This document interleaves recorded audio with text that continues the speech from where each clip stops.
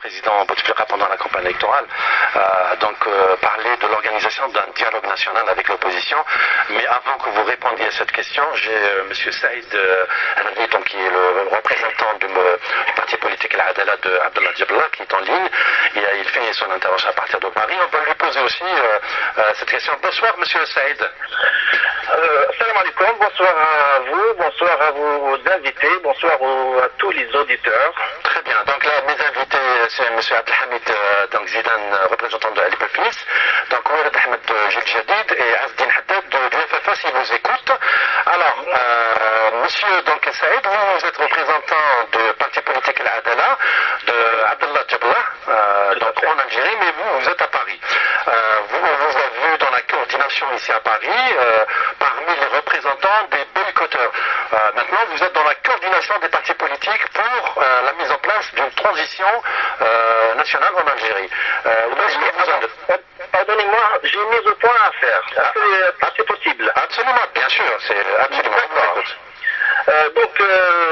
J'ai écouté tout à l'heure l'émission et je tiens à préciser que l'Adala n'est pas un parti islamiste, selon la définition de quelques invités. L'Adala est un parti politique démocrate du centre qui puise ses références dans l'histoire de l'Algérie et des Algériens, en particulier de l'appel du 1er novembre 1954, la restauration de l'État algérien souverain, démocratique et social dans le cadre des Abdallah Djebla n'est pas islamiste. Non. Très bien. Vous pouvez me rappeler son ancien parti politique, parce que là, en fait, c'est une scission, il vient de créer l'Adala dans le mouvement de la nouvelle loi sur les partis politiques. Il était où, monsieur Abdallah Djebla? Moi, je parle de l'Adala, je représente l'Adala, je ne représente pas d'autres partis politiques. D'accord. Donc, pour vous, aujourd'hui, vous me dites Abdallah Djebla n'est pas un islamiste. C'est un musulman comme tous les Algériens qui défend les principes de l'État algérien. Très bien. Ok, bon, au moins il y a une précision. Alors, cette précision faite, ma question, c'est, il y a une mise en place, je dirais, d'une coordination, enfin, elle y est la coordination, mais certainement pour la préparation d'une coordination, enfin, d'une conférence. Mais cette conférence, qu'est-ce qu'elle a pour objectif? C'est quoi le but de cette conférence? Donc, pour la coordination, maintenant elle s'appelle la Coordination nationale pour les libertés et la transition démocratique. Donc elle a changé de nom, si on veut. D'accord. Et cette coordination, où les partis politiques, les 5 partis politiques, ainsi que la personnalité d'Ambitour, convaincus que la fraude électorale excusez-moi, les 5 partis politiques, parce qu'il faut être clair pour les auditeurs. Les 5 partis politiques, c'est l'Adala, MSP, le RCD, tout à fait, le Gilles Jadid, oui, et l'ancien chef de gouvernement, Ahmed Bitour. Al-Nahda. Il y a un parti islamiste, vous me l'accordez? Moi je ne peux pas parler à la place. Ok, donc vous êtes un certain nombre de partis politiques avec des personnalités. Vous avez sollicité aussi d'autres personnalités politiques récemment. M. Rouzali, l'ancien chef de gouvernement au ministre des Affaires étrangères. Et vous avez sollicité l'ancien chef de gouvernement, M. Hamrouche. Tout à fait. Et également, il va y avoir une rencontre avec Ali Yahya Abdelmour et Ahmed Talib El-Ibrahimi bientôt. Voilà, tous les anciens en fait qui ont occupé des responsabilités politiques dans ce pays. Aujourd'hui, il y a des choses qui n'ont pas été faites pendant que vous avez des responsabilités, où vous étiez dans les responsabilités. Aujourd'hui, ils viennent faire des propositions. Mais vous avez en face de vous un candidat qui a été spolié de sa victoire, qui est M. Ali Benflis. Vous avez en face de vous un parti politique qui s'appelle le FFS. Est-ce que vous ne pouvez pas travailler dans la coordination justement pour essayer d'avoir ce consensus politique? Pourquoi ces partis politiques, et d'ailleurs là je rejoins un peu la vie de ces mouvements citoyens et qui manifestent, ils ne font pas confiance à ces partis politiques, ils sont un peu, chacun est dans son coin aujourd'hui, alors que vous pouvez travailler, je dirais d'une manière consensuelle au moins. La coordination est ouverte à tous les partis politiques et aux personnalités politiques algériennes. Il n'y a aucune exclusion de aucun parti et aucune personnalité. L'Algérie ne peut en aucun cas être construite avec l'exclusion. Elle ne peut être construite avec, avec tous les Algériens, quel que soit leur courant politique ou leur même idéologie. Voilà. Très bien. Vous êtes au courant qu'il y a eu 3 transitions en moins en Algérie, la transition avec Lamine Zerouane, la transition avec Bouteflika, l'actuel président. Est-ce que toutes ces transitions n'ont pas donné suite? Qu'est-ce que vous attendez? Quel est le sens de votre transition? L'objectif, tant que l'objectif est pour une transition démocratique qui va permettre de rendre la souveraineté au peuple algérien, pour nous, on peut travailler avec eux, sans aucun problème. D'accord, transition pour rendre souveraineté au peuple algérien. Le pouvoir aujourd'hui propose une transition. Est-ce que vous allez travailler avec ce gouvernement qui est en place, avec le président qui vient d'être élu? Avec ce gouvernement ou avec le pouvoir en place actuel, s'il adhère à notre plateforme pour une transition démocratique et rendre la souveraineté au peuple algérien, on est prêt à se mettre à table et discuter. Très bien. Est-ce que vous reconnaissez les résultats de ces élections? Est-ce que vous reconnaissez la victoire du président? Nous avons boycotté les élections et cette mascarade d'élections, on ne peut pas reconnaître les résultats d'une mascarade. C'est pas un mode de démocratie. Normalement, la démocratie, c'est les élections, monsieur Saïd. Moi, je n'arrive pas à comprendre. J'essaie de vous poser des questions pour les auditeurs, pas pour moi. Moi, je ne comprends pas que dans un pays où il y a eu des élections, et vous êtes un parti politique, vous parlez de démocratie, vous parlez de transition, vous parlez de souveraineté, vous parlez de liberté individuelle. Enfin, c'est un peu, voilà, tous les partis politiques en parlent de cela. Et vous avez en face un président qui vient d'être élu, un président, je dirais, voilà, il est atteint par son âge, par une maladie, mais bon, au moins il a eu le courage quand même de se présenter à ces élections.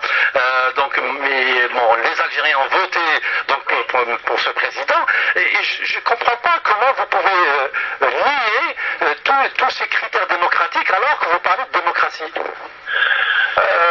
Ces élections, ou plutôt ces résultats, c'était avec une fraude massive. Parce que tout à l'heure, pendant l'entretien, vous m'avez dit si vous pouvez, mais bien sûr, voilà, les gens comprennent, même mes invités peuvent intervenir, il n'y a aucun souci, allez-y. D'accord. هذه الانتخابات مرت بتزوير ظاهر وبين وأكيد، والتزوير ما بداش أثناء الانتخابات، لم يكن هو فقط أثناء الانتخابات، كان التزوير قبل الانتخابات، بدليل رئيس الحكومة السابق عبد الملك سلال طاف على 48 ولاية وقدم وعود وتعهدات وشراء الذمم ورشوة الناخبين، وبعد ما انهى المهمة نتاعو هذه واش دار؟ رجع رئيس الحملة الانتخابية او مدير الحملة الانتخابية. سعيد اسمح لي كي تتكلم عن التزوير في الانتخابات الرئاسيات هذو، انتم شاركتوا في الانتخابات المحلية وفي الانتخابات التشريعية؟ لا، شاركنا في الانتخابات التشريعية وزورت الانتخابات التشريعية وعانينا من التزوير. ولكن شاركتوا انتم في هذه الانتخابات؟ لانه كانت هناك ضمانات، على هذيك شاركنا في الانتخابات وكانت وعود الضمانات اللي كانت في الانتخابات التشريعية ما كانوش في الانتخابات. Pourtant c'est le même gouvernement, c'est le même personnel politique aujourd'hui qui a organisé ces élections. نعم، قدموا لنا ضمانات في الانتخاب قبل الانتخابات التشريعية ووعود ورسمية ومكتوبة، ولكن لم يحترموا وعودهم، ولذلك رفضنا دخول الانتخابات المحلية بعد ذلك، وقاطعنا هذه الانتخابات الرئاسية، وقررنا مع بقية الأحزاب والشخصيات الوطنية وما أكثرها بأن نقاطع هذه المهزلة حتى تعود الكلمة إلى الشعب الجزائري في انتخابات حرة ونزيهة عبر دستور توافقي، ويكون هذا الدستور يضمن الفصل بين السلطات. قانون انتخابات قانون alors, pour résumer, pour résumer, donc vous n'avez pas souhaité participer à ces élections parce que vous n'avez pas les conditions ou comment on appelle ça, les garanties pour ces élections présidentielles, puisque vous avez déjà participé à d'autres élections locales ou législatives plutôt, et là vous avez les garanties. Donc si je comprends bien, حزب العدالة ما شاركش في الانتخابات الرئاسية باسكو ما كانش عنده الضمانات في هذه الانتخابات هذو. حزب العدالة ما شاركش في الانتخابات، شارك في انتخابات وحدة هي انتخابات تشريعية.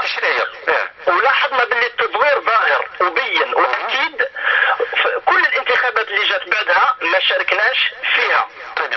ما راحش يشاركوا فيها حتى تسند مراقبة او الاشراف على الانتخابات لهيئة مستقلة ومحايدة وتسحب من وزارتي العدل والداخلية. هذا من جهة. Très bien. Alors, si je comprends, au fait, c'est ça, il y a quand même une différence. Restez en ligne avec nous, M. Saïd.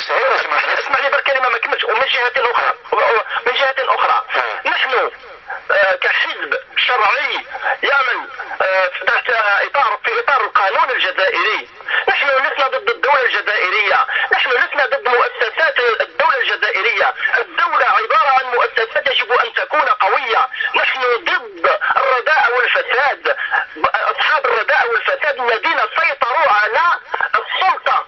أما مؤسسات الدولة فيجب أن تكون مؤسسات قوية. هذا هو الفرق. نحن لسنا ضد الدولة الجزائرية، لا أبدا. الدولة الجزائرية تبنى بكل الخيرين من أبنائها مهما تكن أطيافهم السياسية والفكرية لتكون خيرا لكل الجزائريين دون تفرقة بين أحد. Si Saïd, restez en ligne avec nous. Ce que je disais, M. Oued, représentant de la GGD, au sein de cette coordination, quand même, il y a tous les partis politiques ont une position. Le vôtre, votre candidat, quand il s'est lancé, il a dit moi, je me présente, mais si M. Abdelaziz Bouteflika se présente, je me retire. L'Adala vient de nous expliquer que lui, il aurait bien voulu souhaiter participer à ces élections, mais il faudrait qu'il y ait des garanties. Le RCD, pareil, parlait de garanties. Attendez, je termine, j'arrive. Le Hamas parlait aussi de garanties. Au fait, vous êtes dans une logique donc de boycott, vous êtes dans une logique. Mais il y a une convergence de points là. Par exemple. Il y a une convergence de points. Oui. Nous, on a conditionné notre participation. Il n'a jamais été question que le président de notre parti ne participe pas à ces élections. Ok. On a présenté les 60 000 signatures. On est bien d'accord. Il n'a jamais été question de ne pas. Parce que l'enjeu politique des présidentielles est très important pour nous. Et pour l'ensemble des Algériens, pour l'ensemble des participants et des acteurs politiques. Donc, là, à partir du moment où le président de la République a décidé d'aller vers un 4e mandat, on s'est dit, mais c'est une farce. C'est une farce. Comment se fait-il qu'un homme impotent, malade, qui ne peut même pas bouger, ni parler, et que le Conseil constitutionnel aurait dû ne pas valider sa participation, comment se fait-il qu'il peut se présenter à des élections? À partir du moment où on a constaté ça, c'est qu'on était sûr. J'ai compris, moi, ce que je voulais dire, c'est que le RCD, par exemple, lui, il n'était pas contre le 4e mandat. Eh bien, écoutez, non, mais c'est ça. Mais à partir du moment. Moi, j'arrive pas à comprendre. Il y a une convergence, il y a une convergence. C'est une convergence. De toute façon, l'objectif est le même. L'objectif, on a boycotté, l'objectif est le même. C'est dénigrer tout simplement cette élection. Avec sa position. Chacun avec sa position. Chacun avec sa position. D'accord. L'essentiel, qu'il y a une convergence de vues. Donc chacun y va de son interprétation, de sa lecture. Le problème n'est pas là. Le problème c'est que tout simplement dénigrer ce pouvoir-là et dire stop à cette mascarade. Et ces mascarades et ces futures mascarades du FFS, si le pouvoir vous invite à un dialogue national, vous y allez ou pas? Parce que le pouvoir aussi, il est en train de parler de transition, dans le sens où il va y avoir une révision de la Constitution, il va y avoir on parle de vice-président, on parle de, il va y avoir un certain nombre de choses.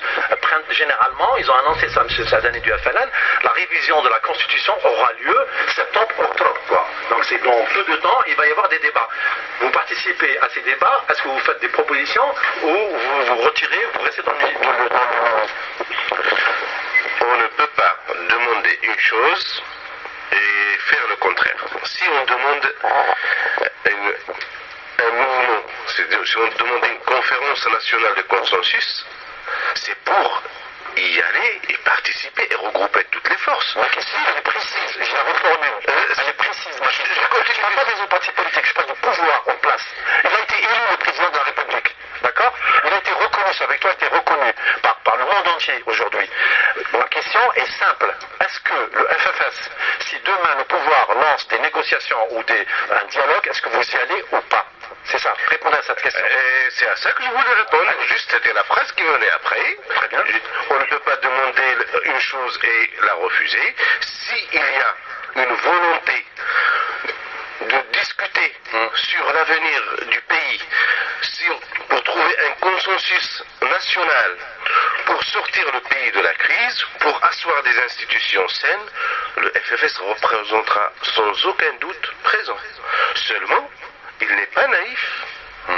Il présentera les conditions, c'est-à-dire les bases. Quelles sont, juste, voilà, quelles sont les propositions? Une proposition, voilà, une proposition que vous pouvez faire, justement, vous n'avez pas participé à ces élections, le MINIA, je le rappelle. Alors demain, il y a un dialogue, qu'est-ce que vous voyez dans la nouvelle constitution, par exemple? Juste un exemple. La prérogative du président, la limitation des mandats, qu'est-ce que vous... D'abord, on doit s'entendre sur les principes fondamentaux. D'abord, la souveraineté doit revenir au peuple. Ouais. L'alternance au pouvoir doit se faire sur la base des élections qui émanent de la souveraineté populaire. Donc on doit respecter la souveraineté populaire et on doit garantir les libertés individuelles et collectives. Ce sont des libertés fondamentales et les libertés d'expression et les libertés d'association et la liberté d'initiative. Donc ces initiatives-là, nous devons les prendre, mais nous ne sommes pas les seuls acteurs sur le champ politique. Sans associer, moi je dis clairement, c'est mon point de vue personnel, s'il n'y a pas le pouvoir dans les négociations, toutes les négociations ne serviront à rien, parce que c'est lui qui a les clés. Mais quand il est à table autour de tout le monde, il y a des témoins, il donne ses garanties, et là, on peut sortir de... Donc vous faites confiance au pouvoir? Je ne fais pas confiance au pouvoir, loin de là. Il ne faut pas déformer. Nous sommes très vigilants, nous savons comment sortir l'Algérie de cette crise, et il faut discuter avec tous les partenaires. Il ne faut exclure personne, et en premier lieu, la première chose d'abord, en 2001, qu'a demandé le FFS? En 2001, il a dit il faut il a écrit à la Mari, il a écrit à Bouteflika, il a écrit... Vous parlez de qui? En 2001, avec Ahmed, il a écrit, nous avons une proposition. Quand il y avait les fâcheux événements, le drame de 2001, ce qui s'est passé en Kabylie, qui s'est répandu à travers tout le territoire algérien, nous avons dit, vous devez prendre des initiatives et aller vers un système de transition. Et vous devez être partie prenante de la discussion pour arriver à un gouvernement de transition et pour établir des échéances électorales sur la base d'une constituante. Très bien. Et c'est ça que nous voulons. Nous ne sommes pas adolescents. Aujourd'hui, nous devons dépasser l'adolescence politique. On négocie avec celui qui a les manettes et non pas avec ses amis. J'ai oublié mon invité en ligne, M. Saïd. Est-ce que vous avez quelque chose à vous rajouter? Je voulais juste vous dire que le calendrier presse, quand je dis le calendrier, ça veut dire votre coordination a parlé d'une transition aux alentours du mois de mai. Je ne sais pas, moi j'ai eu cette information. En face... Le 18 mai. Pardon? Ils ont fixé ou arrêté une date pour le 17 et le 18 mai. Et bien voilà, la précision, je n'avais pas, c'est celle de la date. Donc, je reformule ma question, puisque si demain le pouvoir vous invite mettent à la table de négociation pour essayer de faire des propositions pour cette nouvelle transition, les gens appellent Deuxième République ou la révision de la Constitution, est-ce que vous allez tendre la main, est-ce que vous allez y aller pour pouvoir faire des propositions ou pas, ou bien vous restez cantonné dans votre coordination? Non, أبدا. نحن يدنا ممدودة لكل الخيرين سواء كانوا في السلطة أو في المعارضة، أحرارا أو أحزابا. شروطنا واضحة سواء في جبهة العدالة والتنمية أو في التنسيقية، أن تكون السيادة للشعب عبر انتخابات حرة ونزيهة. هذه الشروط الواضحة. هذه الشروط الواضحة. أذكر منها عن الأهمة هي أن يكون الدستور توافقي يضمن السيادة للشعب عبر انتخابات حرة ونزيهة. الفصل بين السلطات الأربعة، يعني الفصل التام، التداول على السلطة يجب أن يكون مضمون justement, vous invite justement pour faire des propositions autour de ces garanties. Est-ce que vous allez y aller ou pas? C'est ça ma question. Mais c'est pas question. القضية ماشي انه إذا nous inviter, on va aller les voir en tant qu'invités. Oui. On va aller les voir en tant que partenaires. Oui, partenaires et acteurs politiques, c'est ça ma question, bien sûr. Bien sûr. Voilà. La réponse est oui alors. Allez oui, à condition. Allez oui, à condition. Ça, Yatek Saha, en tout cas, M. Saïd, en tout cas, voilà. Merci d'avoir accepté notre invitation. Je pense qu'on aura l'occasion, vous aurez l'occasion d'intervenir donc sur notre antenne, parce que tous les vendredis on fait une émission. Et là, je m'adresse aussi aux auditeurs. Vous pouvez continuer donc à écouter cette émission sur www.radiogazelle.net. Et là, je me retourne vers M. Ziden Awahid pour lui poser la même question. Est-ce que M. Bouteflika ne reconnaît pas sa défaite ou ne reconnaît pas ses résultats? Demain, le pouvoir en place l'invite, justement, lui tend la main pour pouvoir faire des propositions au niveau de la nouvelle constitution. Est-ce que vous y allez ou vous y allez pas? Ben écoutez, tendre la main avec une main empoisonnée, c'est pas évident du tout. Je crois que c'est une stratégie du pouvoir. Et Liban Fils n'y croit pas. Ben, la stratégie de la main tendue. La stratégie de la main tendue. Mais lui, il a dit oui, hein, M. Bouteflika. Il a dit oui sous beaucoup de conditions. Ben, il faut vraiment qu'il y ait vraiment des garanties. Ouais. Oui, parce que lui, il rejette la violence, il le dit même s'il y a eu triche, mais s'il y a c'est ce que je disais tout à l'heure. Voilà. C'est vrai que la violence n'est pas la solution. Mais bon, s'il y a des garanties, je pense que oui, mais il y croit encore aux garanties, M. Bouteflika? Ben, il y croit parce que bon, le pouvoir est beaucoup, hein. Oui, mais le pouvoir est élection, oui, tout à fait. Non, mais bon, écoutez, sinon on serait pas là. Nous, est-ce qu'on y croit? On y croit aussi, c'est pour ça qu'on est là. Ouais. Vous comprenez? Bon, donc si des garanties sont données, je pense qu'il acceptera la main tendue, mais il n'est pas évident du tout que ce ne soit pas une stratégie. Vous savez, quand on vous pose des questions comme ça, moi je suis animateur, je pose des questions pour vos auditeurs. Vous êtes un acteur politique. Vous êtes au sein même de cette action politique que M. Ali Bouteflika. En fait, moi, quand je pose ces questions, parce que je me pose beaucoup de questions. Tout à fait. À la place des auditeurs. Comment se fait-il que ce monsieur, quand même, il a été aux élections présidentielles en 2009, ensuite celle-ci, avec des garanties toujours. Et là, il s'aperçoit, bon, il n'y a pas de garantie, c'est encore pire. On lui a juste multiplié par 2 le chiffre de sa participation par rapport à celle de 2009. Mais remarquez une chose, c'est que tout le monde reconnaît que les élections ont été traficotées. Ah oui. Voilà, donc, mais tout le monde reconnaît aussi qu'il y a un courage politique de la part de ce monsieur. Tout à fait, voilà, donc ça. Il a encore ce courage, justement, de croire à ces propositions de ce pouvoir. Et ma question est la suivante. Est-ce que le pouvoir ne veut pas encore utiliser Ali Bouteflika pour autre chose? Est-ce que le pouvoir, écoutez, le pouvoir est diabolique, donc je ne saurais répondre à cette question, mais je ne pense pas, non. Quand on a été l'un des initiateurs de la Ligue des droits de l'homme, quand on a été un très bon avocat au barreau, quand on a été ministre de la Justice, il nous est permis quand même d'espérer de nous battre. Je crois que c'est un combat, mais nous sommes en train de mener un combat. Même si, quelque part, la solution, d'ailleurs, ni les boycotteurs, ni les Nini, ni nous, ni le mouvement Barakat n'a trouvé la solution. Et d'où peut-être une très large coordination, un très large rassemblement de tout le monde, où tout le monde s'unirait à tout le monde, et non pas que l'un voudrait rassembler tout ce beau monde. Peut-être que ce serait la solution.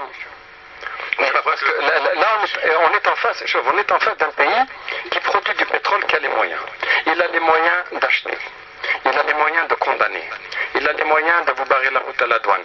Il a les moyens de vous donner un autre terrain. Il a les moyens de vous fermer votre commerce. L'Algérie, c'est un peu spécial.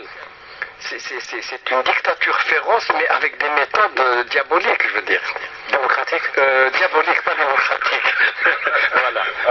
Donc ce pays a les moyens de faire pression sur chacun de nous. Peut-être pas nous, parce que nous vivons à l'étranger.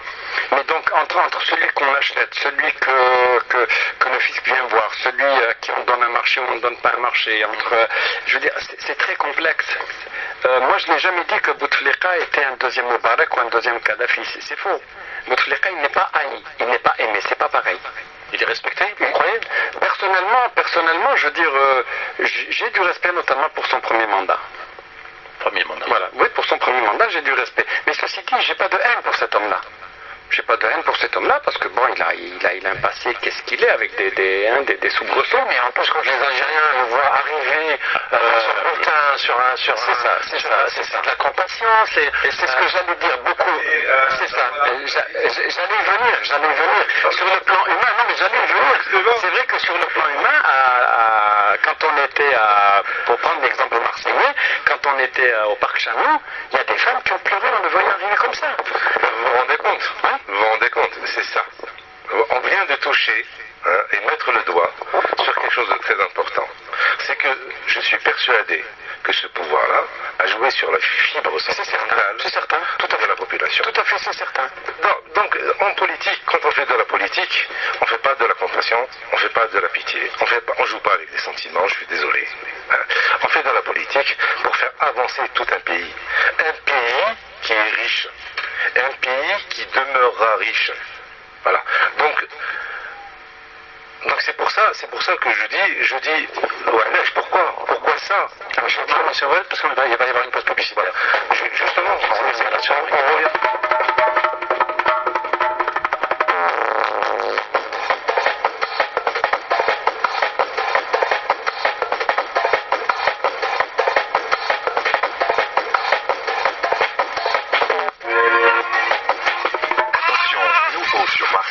Votre nouvelle boucherie Les Oreilles ouvre ses portes au 8 rue Bacon, Marseille 1er, à proximité de la rue Longue et des Capucines. La boucherie Les Oreilles vous propose des offres exceptionnelles. Le bœuf extra avec os par 10 kg à partir de 2,90 € le kilo seulement. L'agneau entier ou demi à 6,85 € le kilo. Le mouton entier à partir de 60 € la pièce. Chèvre extra à partir de 4,50 € le kilo. Les cuisses de poulet à partir de 16,50 € le carton de 10 kg. Les ailes de poulet à partir de 10,50 € le carton. Et le poulet par 3 pièces à partir de 7,50 € seulement. Nouveau sur Marseille, boucherie Les Aurès, 8 rue Bacon, dans le premier arrondissement. Des produits d'une qualité exceptionnelle, le sourire en plus. 16e festival Chaoui le samedi 10 mai 2014 à partir de 21h avec Farid Ouamed, Kalas, Jamila, Hamid Belbèche, Tahar, Fouaz la classe, groupe Rabat Tobna.